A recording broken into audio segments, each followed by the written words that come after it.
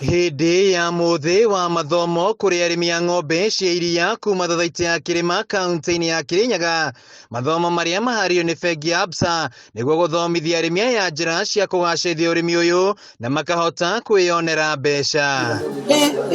Kũringana na Daniel wa Mũnyambu kuma bengi-inĩ ya Absa, macemanĩtie na arĩmi nĩguo kũmonia ũrĩa mangĩtua ũrĩmi wa ng'ombe biacara na kũgacĩrithia gĩkĩro kĩa iria rĩao. Ũrĩa mũndũ umaga agekĩra thuti agathiĩ obici, ithuĩ no ithuĩ arĩmi noguo twĩkagĩra gambuti citũ na aburoni citũ, tũgathiĩ mĩgũnda-inĩ itũ, tũgathiĩ mahiũ-inĩ maitũ twĩna nongori ĩmwe ya gũthondeka ciringi ĩngĩhota gũthondeka mĩtũrĩre itũ. Na ithuĩ twĩ bengi ya Absa nĩ tũrutithanagia wĩra na arĩmi kũmonithia atĩ ũrĩmi nĩ biacara na gũtirĩ mũndũ ũtangĩruta wĩra wa ũrĩmi e mũkũrũ e mũnini, tondũ ũrĩmi-inĩ nĩ kũrĩ ũtonga, ũrĩmi-inĩ nĩ kũrĩ mbeca. Arĩmi nĩ matũgĩrĩtie mathomo marĩa mamũkĩrĩte, makiuga rĩu nĩ mekũhota kũgacĩrithia ũrĩmi ũyũ, o rĩrĩ makoretwo makĩhinyĩrĩrio kuongerera gĩkĩro kĩa iria rĩao na njĩra ya gũthondeka indo ingĩ ta yogurt.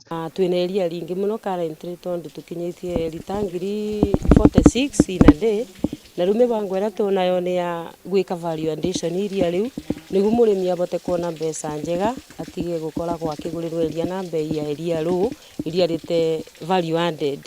Rĩu tũrenda arĩmi othe a Kĩrĩnyaga makongania iria rĩgathiĩ na cooperative nĩguo tũbote gwĩka value addition, arĩmi mone mbeca njega.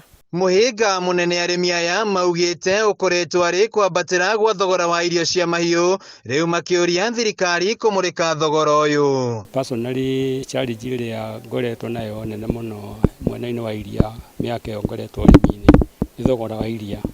Ũgathiĩ ũgakora iria rĩrĩ thĩ mũno compared na thogora wa feeding ya ng'ombe. Ũrĩa ndingĩhoya thirikari nĩ gũseti minimum price ya iria at least rĩtikanyihĩrie ciringi 60 per litre, tondũ ũngĩkorwo nĩ ũkwendia iria kuma ciringi 60 per litre nĩ ũkũhota gũkorwo break even, but today is very difficult to break even. Handũ-inĩ ha Kameme TV kaunti-inĩ ya Kĩrĩnyaga, njĩtagwo Wainaina wa Kĩerie.